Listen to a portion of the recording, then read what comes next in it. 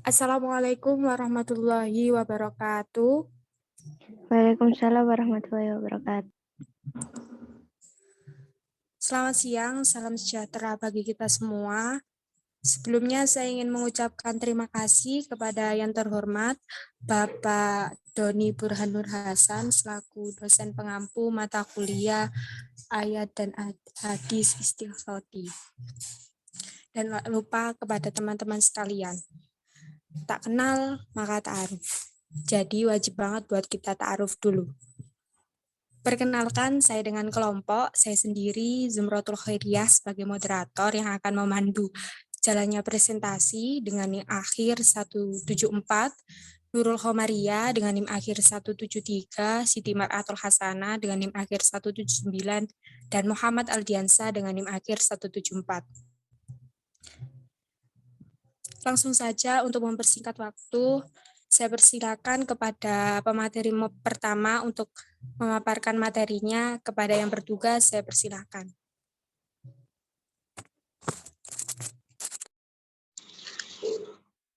Baik, terima kasih atas kesempatannya moderator. Di sini saya akan menjelaskan tentang pengertian kerjasama dan juga pengertian muamalah. Pertama, kerjasama atau syirkah. Syirkah memiliki 3 wazan, fi'il, mengikuti kata syarikah, inimah, dan samarah. Syirkah secara etimologi berarti percampuran. Secara terminologi, syirkah ada 2 jenis. Pertama, syirkah amlak, dan yang kedua, syirkah ukut. Syirkah amlak yaitu berkumpulnya hak harta, baik berupa barang tidak bergerak atau barang bergerak. Syirkah ukut adalah berkumpulnya hak pembelanjaan harta, baik dalam penjualan dan lain sebagainya. Syirkah menurut bahasa berarti al-ikhtilat, yang artinya campur atau percampuran. Demikian yang dinyatakan oleh Taqiyuddin. Maksud percampuran di sini adalah seseorang menyampurkan hartanya dengan harta orang lain, sehingga tidak mungkin untuk dibedakan.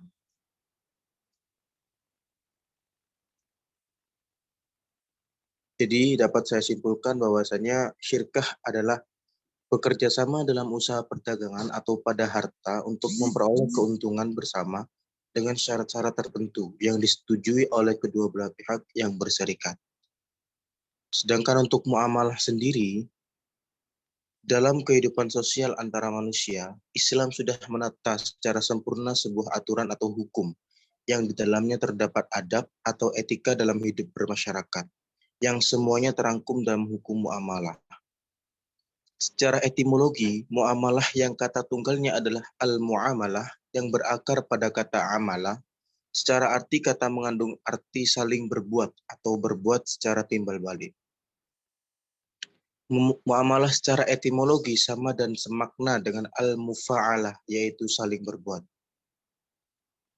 Secara terminologi, muamalah dapat dibagi menjadi 2 macam, yaitu pengertian muamalah dalam arti luas dan dalam arti sempit. Pengertian muamalah dalam arti luas menghasilkan duniawi supaya menjadi sebab suksesnya masalah ukhrawi. Jadi dapat saya simpulkan bahwasanya muamalah adalah aturan-aturan atau hukum Allah untuk mengatur manusia dalam kaitannya dengan urusan duniawi dalam pergaulan sosial. Next.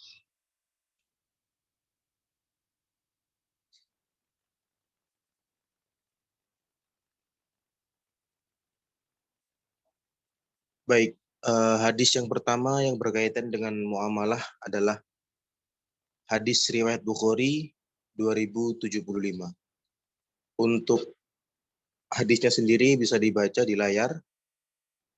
Hadis tersebut mempunyai arti telah menceritakan kepadaku Bishr bin Marhum, telah menceritakan kepada kami Yahya bin Sulaim dari Ismail bin Umayyah, dari Sa'id bin Abi Sa'id, dari Abu Hurairah radhiyallahu an, dari Nabi SAW bersabda, Allah Ta'ala berfirman, ada 3 jenis orang yang aku menjadi musuh mereka pada hari kiamat. Seseorang yang bersumpah atas namaku lalu mengingkarinya. Seseorang yang menjual orang yang telah merdeka lalu memakan hasil penjualannya. Dan seseorang yang mempekerjakan pekerja, kemudian pekerja itu menyelesaikan pekerjaannya, namun tidak memberi dia upah. Hadis riwayat Al-Bukhari.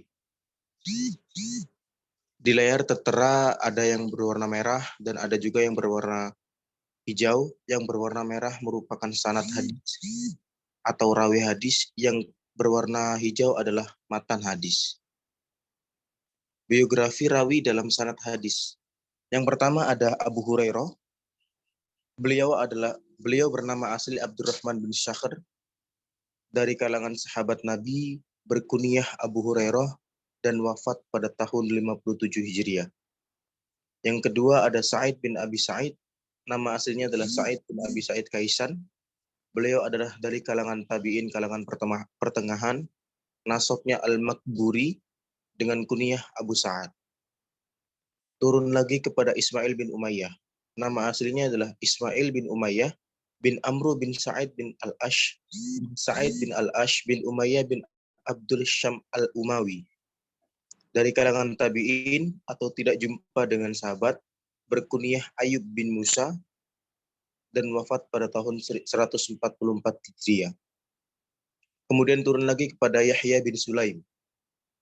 Bernama asli Yahya bin Sulaim, dari kalangan tabi'in kalangan biasa, berkunyah Abu Muhammad dan wafat pada tahun 193 Hijriah. Kemudian yang terakhir ada Bishr bin Marhum. Nama aslinya juga Bishr bin Marhum, dari kalangan tabi'in dan tabi'un. Next.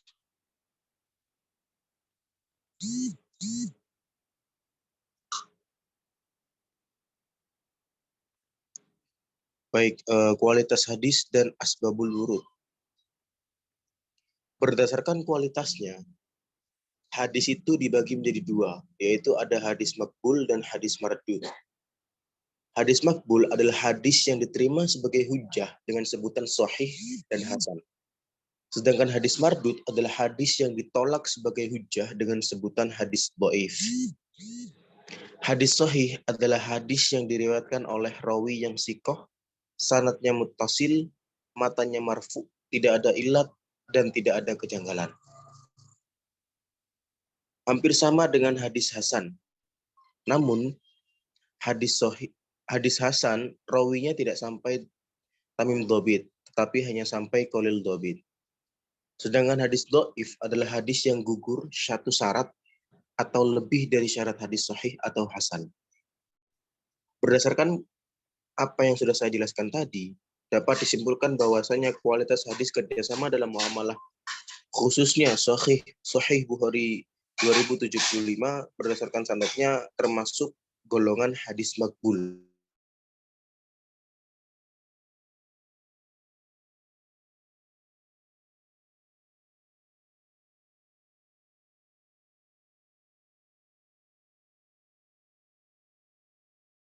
Diriwayatkan oleh rawi yang sikoh, sanadnya muttasil, di atas merupakan hadis qudsi yang artinya bersumber langsung dari Allah, yang diredaksikan kepada Nabi Muhammad SAW melalui ilham, maka asbabul wurud dari hadis tersebut belum ditemukan.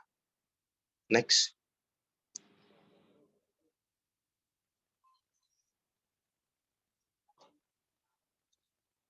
Syarah dan fiqhul hadis. Syarah dan fiqhul hadis ini saya ambil dari kesimpulan dari matan hadis Bukhari 2075. Matan hadis tersebut menjelaskan bahwasannya orang yang menyanyiakan orang yang ia tanggung. Maksudnya adalah orang yang ditanggung itu adalah orang yang dipekerjakan namun tidak diberi upah. Perbuatan tersebut termasuk dalam dosa besar. Sudah jelas bahwasannya perbuatan tersebut sangatlah dilarang oleh agama, di mana mereka yang tidak digaji itu harus mencukupi semua kebutuhannya dan tidak boleh memilah-memilih terhadap pekerja yang lainnya. Oleh karena itu, kita sebagai manusia sosial harus selalu bekerja sama dalam segala aspek, baik dalam ekonomi, muamalah, pekerjaan, maupun sampai ke pemberian upah dan lain sebagainya. Sebagaimana yang telah diriwayatkan dalam hadis di atas, Bukhari 2075, bahwasanya orang yang menyanyiakan orang yang ditanggung akan menjadi musuh Allah di akhirat nanti. Maka, mari kita bekerja sama untuk menyejahterakan masing-masing ini. Mungkin itu yang dapat saya sampaikan. Saya kembalikan kepada moderator. Terima kasih Muhammad Aldiansa atas penyampaiannya. Untuk hadis yang kedua akan saya sampaikan sendiri, yaitu hadis riwayat Abu Daud 2936. Untuk ayatnya bisa dibaca sendiri. Dari hadis Abu Daud, yang artinya telah menceritakan kepada kami, Muhammad bin Sulaiman al-Misfaisi telah menceritakan kepada kami Muhammad bin Azibrahin dari Abu Hayyad At-Taimi dari ayahnya dari Abu Hurairah, dan ia merafkannya, ia berkata, sesungguhnya Allah berfirman, aku adalah pihak ketiga dari orang yang bersekutu. Selama tidak ada salah seorang di antara mereka yang berkhianat kepada sahabatnya, apabila ia telah mengkhianatinya, maka aku keluar dari keduanya. Hadis riwayat Abu Daud. Untuk ayat yang berwarna merah, itu adalah sanad dari rawi, dan yang warna hijau adalah matan. Biografi rawi dari sanad. Yang pertama ada Muhammad bin Sulaiman al-Misfaisi, namanya Muhammad bin Sulaiman bin Habib al-Asyadi Abu Ja'far al-Araf, dari kalangan tabi'ut tabi'in kalangan tua, wafat pada 246 Hijriah. Dan yang kedua ada Muhammad bin Azibrahin, nama Muhammad bin Azibrahin al-Ahwaisi Abu Hammam, dari kalangan tabi'ut tabi'in kalangan pertengahan. Yang ketiga Abu Hayyan At-Taimi, namanya Yahya bin Sa'id bin Hayyan At-Taimi Abu Hayyan, dari kalangan tabi'in, tidak jumpa sahabat, wafat pada 145 Hijriah.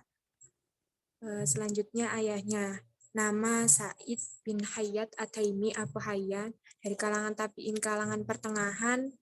Yang terakhir adalah Abu Hurairah, nama Abdurrahman bin Syakar Abu Dayusi al-Yamani Abu Hurairah, dari kalangan sahabat, wafat pada 57 Hijriah. Next.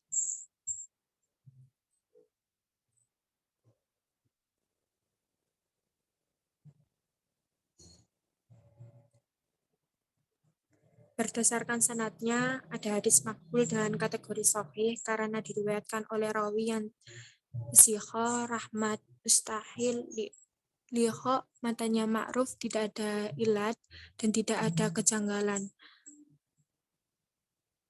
Berdasarkan sanadnya adalah hadis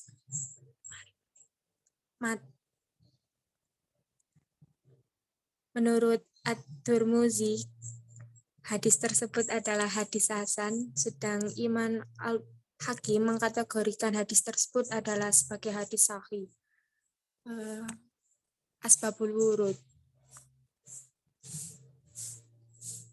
Hadis ini merupakan hadis qudsi yang artinya bersumber langsung dari Allah yang diredaksikan kepada Nabi Muhammad melalui ilham atau mimpi, maka asbabul wurud dari hadis tersebut belum ditemukan. Next.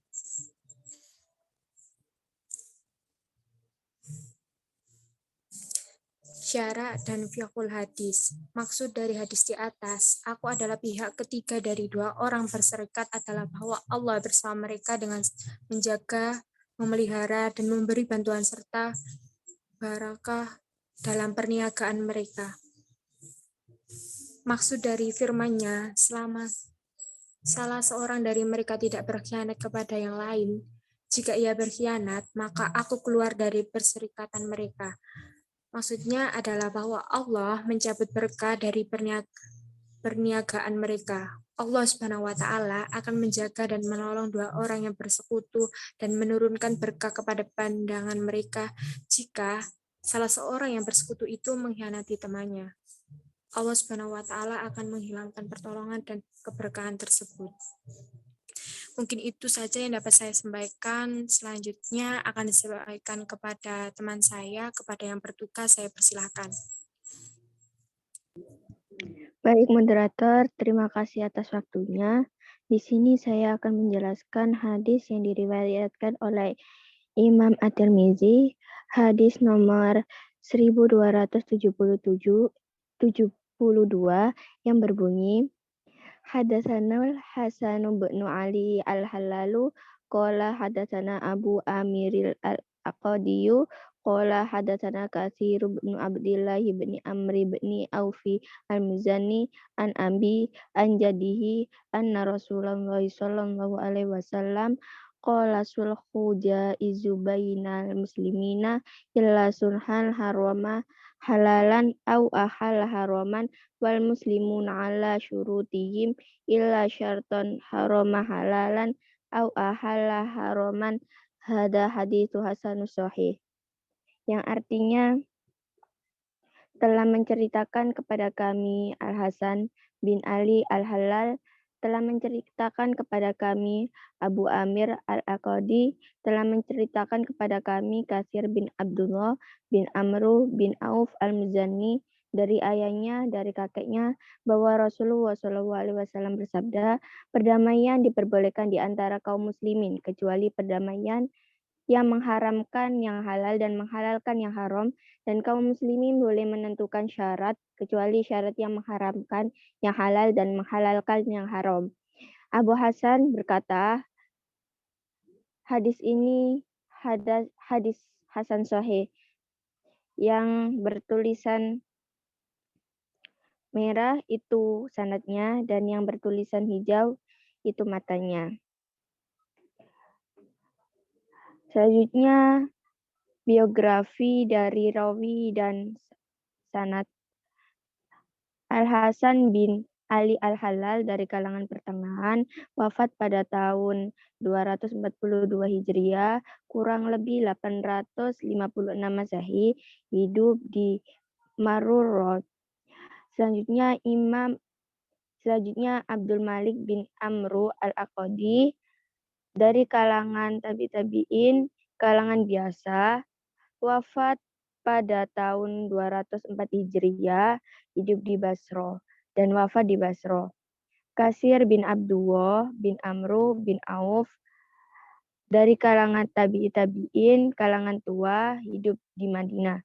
Selanjutnya Abdullah bin Amru bin Auf dari kalangan tabi'in, kalangan pertengahan, hidup di Madinah. Selanjutnya Amru bin Auf bin Zaid al-Muzani dari kalangan sahabat, hidup di Madinah. Selanjutnya Imam At-Tirmizi. Beliau adalah salah satu ulama besar yang dimiliki kaum muslimin, yang bernama lengkap Muhammad bin Isa bin Sauroh bin Musa As-Sulami At-Tirmizi, dan beliau memiliki nama kunyah Abu Isa. Imam ahli hadis ini dilahirkan pada tahun 209 Hijriah di sebuah daerah yang bernama Tirmiz. Next. Selanjutnya yaitu kualitas hadis. Hadis di atas terdapat dalam fatwa DSN MUI tentang murabahah, salam, dan istisna. Teks hadis di atas secara lengkap ditemukan dalam Sunan At-Tirmizi, dan At-Tirmizi menyatakan bahwa hadis ini adalah hadis Hasan Sahih. Hadis yang serupa juga ditemukan dalam Al-Mustadrak ala As-Sahihain yang disusun oleh Al-Hakim.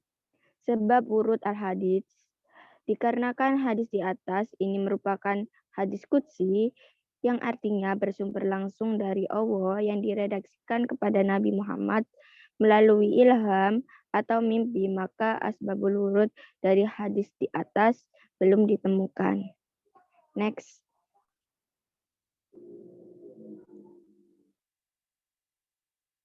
Selanjutnya yaitu syarah dan fikih.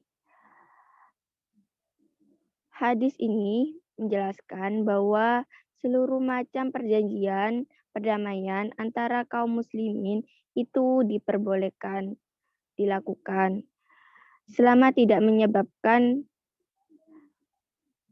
pelakunya terjerumus ke dalam suatu yang diharamkan dan melanggar syariat. Bahwasanya pula hukum asal dari persyaratan-persyaratan yang telah disepakati oleh kaum muslimin dalam berbagai akad yang dilaksanakan adalah diperbolehkan karena mengandung maslahat dan tidak ada larangan syariat tentang hal itu. Tentunya selama syarat-syarat itu tidak membawa pelakunya terjerumus ke dalam sesuatu yang diharamkan, apabila mengandung unsur haram sehingga tidak membawa pelakunya terjerumus dalam perkara yang haram, maka syarat-syarat tersebut tidak diperbolehkan.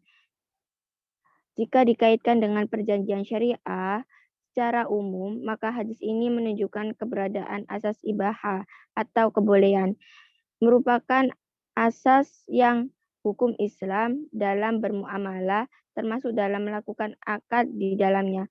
Sebab hukum asal muamalah adalah boleh atau halal. Baik, itu saja yang bisa saya sampaikan. Saya kembalikan kepada moderator.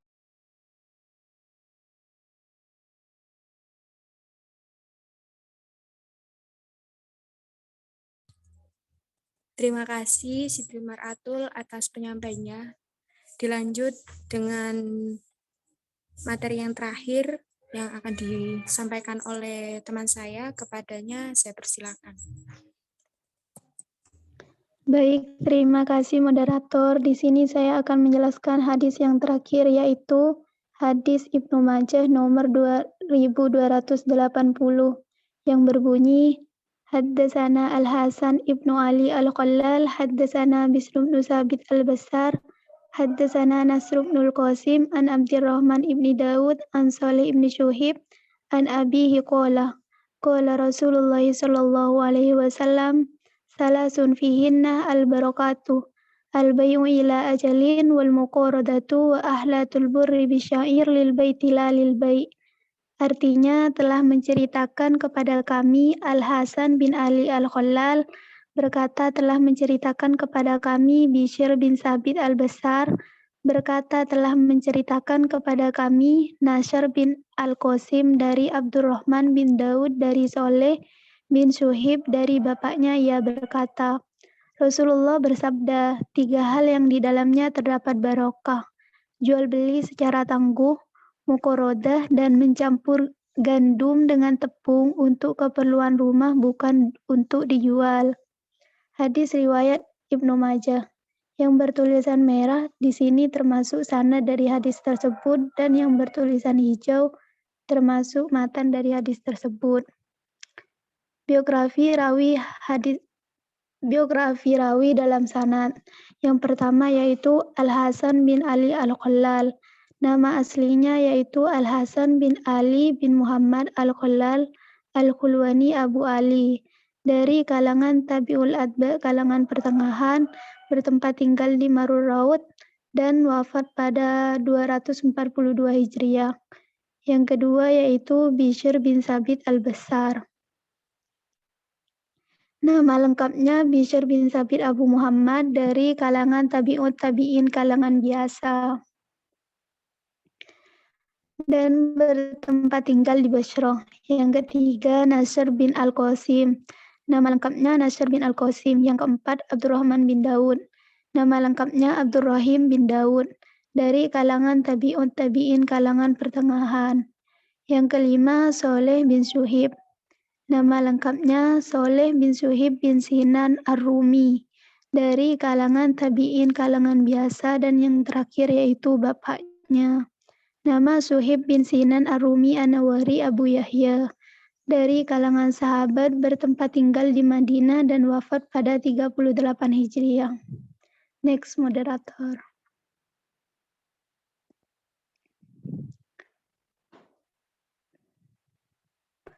Kualitas hadis.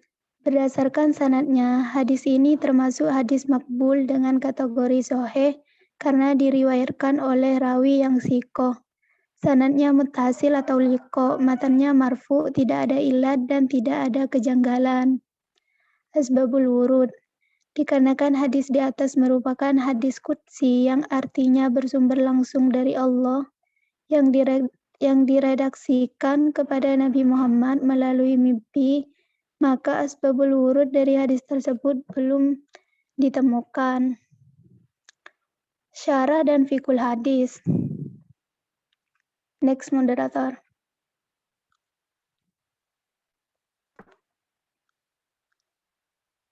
Al-Bukhari menuliskan dalam kitab sahihnya memberi kemudahan bagi orang yang lapang dalam melunasi utang, jadi tipikal orang akan mendapat keberkahan dalam 3 hal, yaitu jual beli yang diberi tempo. Maksudnya di sini seperti kredit tapi tanpa bunga, itu sangat membantu orang yang pada saat itu sangat memerlukan uang.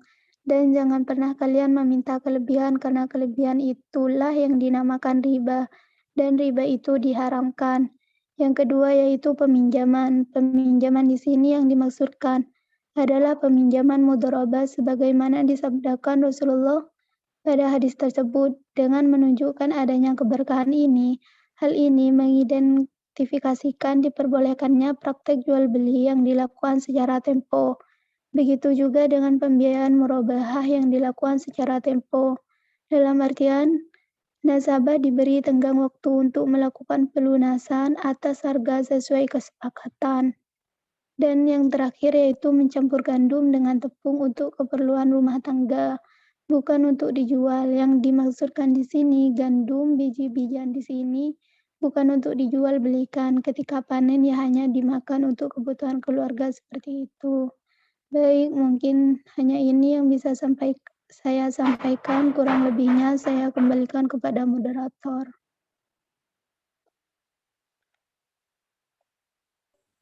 Baik, terima kasih.